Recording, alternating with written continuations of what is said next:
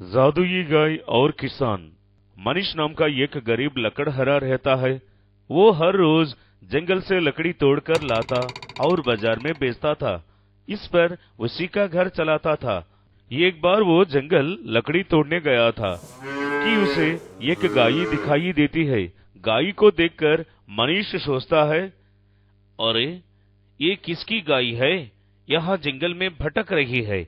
जंगल में इसी किसी जानवर से खतरा हो सकता है। मनीष वैसा सोचकर उस गाय के पास जाता है, उसे प्यार से सहलाता है। एक पेड़ के नीचे बैठकर घर से लाया हुआ एक रोटी खुद खाता है और दूसरी गाय को खिलाता है। लकड़ियां तोड़कर मनीष गाय के साथ घर वापस आता है, पर गाय को देखकर उसकी पत्नी लीला वह कहती है, अरे ये किसकी गाय लेकर आ गए? हम अपने बच्चों का ठीक से ख्याल रख नहीं पाते, ऊपर से अभी ये गाय लेकर आ गई हो। नहीं लीला, ये हमारी गाय नहीं है। ये तो मुझे जंगल में भटकते हुए मिली थी। जैसे इसका मालिक आएगा उसे लौटा दूंगा। पता नहीं ये किसी की गाय है।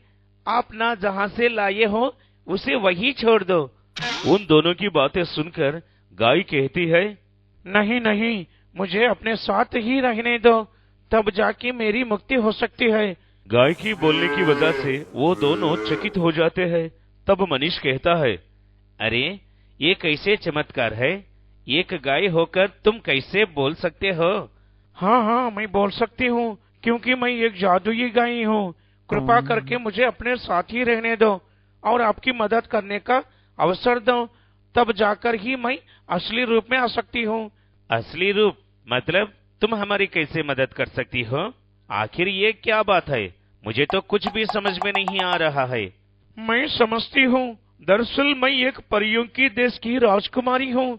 मेरी एक सौतेली माँ है जिसे मैं बिल्कुल भी पसंद नहीं हूँ। मुझे मेरी सौतेली माँ ने वैसा बनाया है। वो जादुई गाय मनीष को अपने पिछली जिंदगी के बारे में सब कुछ बताने लगती है। वो एक परियों का देश था जहाँ की राजकुमारी परी बहुत ही सुंदर और अच्छी थी। उस राजकुमारी परी की एक सौतेली बहन थी जो दिखने में कुरूप थी। इसी कारण हमेशा उसका सौतेली माँ उसे राजकुमारी से जलती थी। एक बार राजकुमारी परी जंगल में घूम रही थी कि तभी उसकी सौतेली माँ सोचती है, अरे ये राजकुमारी कहाँ चली गई? दिख नहीं रही है। सौतेली माँ वैसा सोचकर अपने जादू से राजकुमारी परी का पता निकालती है। तब उसे समझ आता है कि वो जंगल में है। अब वो कहती है, अरे वाह, ये तो बहुत अच्छा हुआ कि राजकुमारी परी पहले से ही जंगल में है। अब तो इसका कांटा निकालना कोई बड़ी बात नहीं है। अगर ये इसकी परियों की दुनिया में नहीं रहेगी, अब मेरी ही बेटी परियों की राजकुमारी बनेगी। वैसा सोचकर राजकुमारी की सौतेली माँ फिर से जंगल के तालाब के पानी में जादू कर देती है। कहती है, अब ये जादू पानी पीकर राजकुमारी किसी भी जानवर में बदल जाएगी और हमेशा हमेशा के लिए वही रह जाएगी। सौतेली माँ वैसा कहकर हंसने लगती है। उधर जंगल में राजकुमारी परी को जब प्यास लगती है तब वो तालाब का पानी पी लेती है और पानी पीते ही गाय में बदल जाती है। तब से वो परी गाय बनकर जंगल में ही रहने लगती है। पर एक बार उसकी मुलाकात एक साधु बाबा से होती है। वो गाय अपने सारा दुखड़ा बता देती है।